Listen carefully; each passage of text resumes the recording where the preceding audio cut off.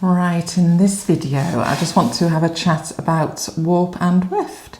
So in my last video I showed you how to get a nice even tension on the loom, and we just discussed pigtails in a little bit of detail just to get you started and just to get you practicing.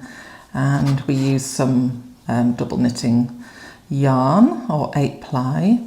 But warps, yeah, when I first started out, it was really confusing. Reading books, and the books discussed so many different types of wool you can use, so many different types of warp. It's really confusing and very mathematical. So what I decided to do in all my courses and in this little YouTube channel is just to always try and work at a set of 8 warps in an inch. So like I said, if you get your ruler and you put it against the warps, you've got 8 warps in the inch, and it's just a lovely set to work at, and I do it with my professional weaving as well. So what warps do we need for 8 ends per inch?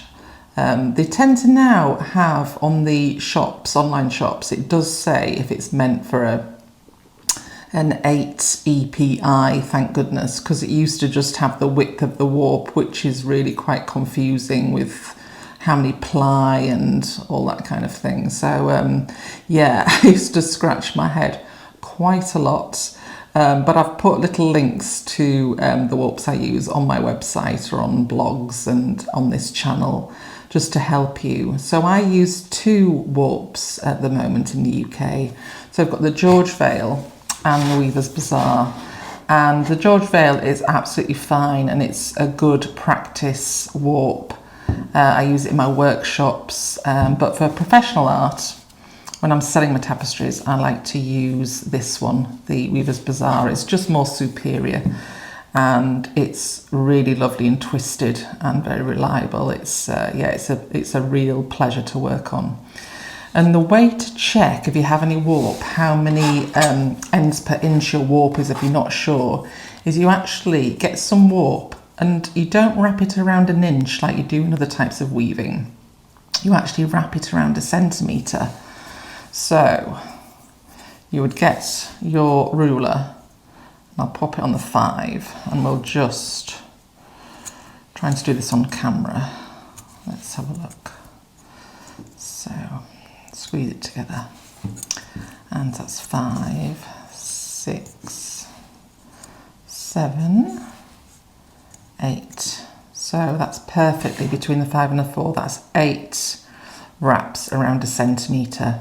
And I've had people question me saying, "You sure it's a centimetre and not an inch?" In tapestry, it's definitely a centimetre. This is a weft-faced weave, so you want the warp to be covered up. So it's very different to other types of weaving where it might be a balanced weave, like if you're using a rigid heddle loom and you have a balanced weave and you have gaps between your warp and weft. And then when you wash your project, it all kind of knits together and becomes a fabric. So this is just a very different type of weaving. So that's how you work that one out. And then next I am going to come on to what different yarns I use for the weft. Right, so let's chat about our weft or our yarn. There's lots of different options depending on what level you are. So for instance, in my beginner's course, I just encourage you to use 1 strand of double knitting yarn or 8-ply, and that is fantastic. This is wool, but you could use acrylic or cotton as long as you have the right width of wool. And this goes back to the old method, if you're doing a balanced weave, of getting your yarn and wrapping it round an inch. So this would wrap around an inch 16 times, then of course you halve it. But what I always do is I just wrap my yarn around half an inch. And if you wrap this around half an inch, it would equal 8. So this is perfect for a set of 8. So that is that one. And in my beginner's course, you can create some lovely effects just by doing some hatching, which I teach you all about. And this is the final piece we do in the beginner's course. So we've learned all about hatching, and then gradual inclines, more slightly steeper inclines, semicircles, which are, they take a bit of getting used to, because you have very long straight sides, and then you just kind of adjust as you come up, but I go into all that in more detail in my course. So that's that. So the other options, if you are wanting to advance by yourself, that's fantastic. And in the UK, and actually worldwide and in Europe, a lot of my students are using the Weaver's Bazaar yarns. And I'm just going to take a little video clip and add it on to the end of this video and show you all my amazing colour range. I'm lucky to have 2 full sets because I do need them in my workshop and at home for all my work. But how to progress on from using double knitting yarn is you can buy Weaver's Bazaar yarns. And how I started when I was still fairly new to weaving was to buy their medium yarn, and that's a bit thicker.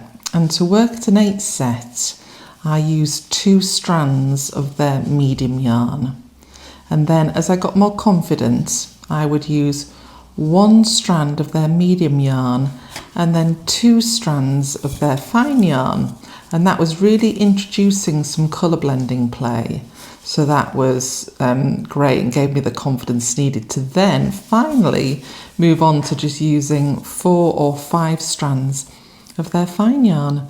And now in my workshops, people very quickly, kind of in the afternoon, will get confident enough to use 4 strands of this fine yarn, and then they really get excited about colour blending. So that's how they work. But also sending Weaver's Bazaar yarn around the world can get quite complicated, and I have a student in South Africa, for instance, where that's really hard to get the Weaver's Bazaar yarn easily available. So I've had a look around and I've had some play, and the DMC threads actually work really well. So this is, I think, if I can recall, I'll write it down in the instructions, but I think it's I don't know how you pronounce it, the Moulin range. Sorry for my pronunciation. And I've had a play with them, and at a set of 8, I used 1 strand of this. And if you separate the strands, I hope I'm in focus, there are actually 6 threads in 1 strand. So it wasn't quite thick enough for a set of 8. So I cut off 1 length of this and then a second length again. And out of the second length, I just borrowed 2 fine strands. So it's a little bit fiddly, but actually splitting these strands, I think embroiders do this all the time. They split these threads all the time. So they're made to be split. And once you start doing it, you get much quicker at it. I had a little play. And it's cotton, but if you can see that creates really stunning colour blending. And I show you how to do colour blending in my Artful Threads course. And I will be filming some shorter courses as well this year. We are in 2026 if you're watching this. So I will be adding more shorter courses as well. But that is really stunning. And the cotton gives it a really lovely sheen. So I'm really into my colour blending, as you'll know if you follow me. And this is another piece I did. So this was with 4 strands of the Weaver's Bazaar fine yarns. And I love to work intuitively. I'll show you the back. It's that's actually not too bad.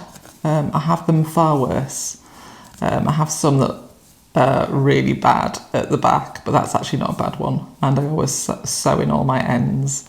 So just by doing intuitive work on the loom, it can be really playful, and I just love the amount of colours you have. So as I discover more yarns that work at this set, I will keep adding information about them on this little video, so please do keep checking in as I discover more yarns that work at this set. I'm trying to cater to everybody around the world as to what they can find. And if you're in Australia, for example, there are some amazing yarns. There's amazing tapestry makers, weavers in Australia. So you have access to a lot of lovely yarns over there. And I do have students in Australia, so yeah, it's fantastic. But I just want to encourage you to have a play. I love tapestry. I was a professional artist and I've moved into tapestry, and I just wish I'd discovered it sooner. I wish I'd moved into it sooner, but I'm here now and I am loving it, and I just want to share my joy with you all. So I'm just going to pause here because I have a tendency to talk, as my students know, and they seem to quite enjoy it, so that's nice. I'm just going to show you my wonderful colours that I have of all the Weavers Bazaar yarns, and yeah, it's amazing how many colours they have. But thanks for watching.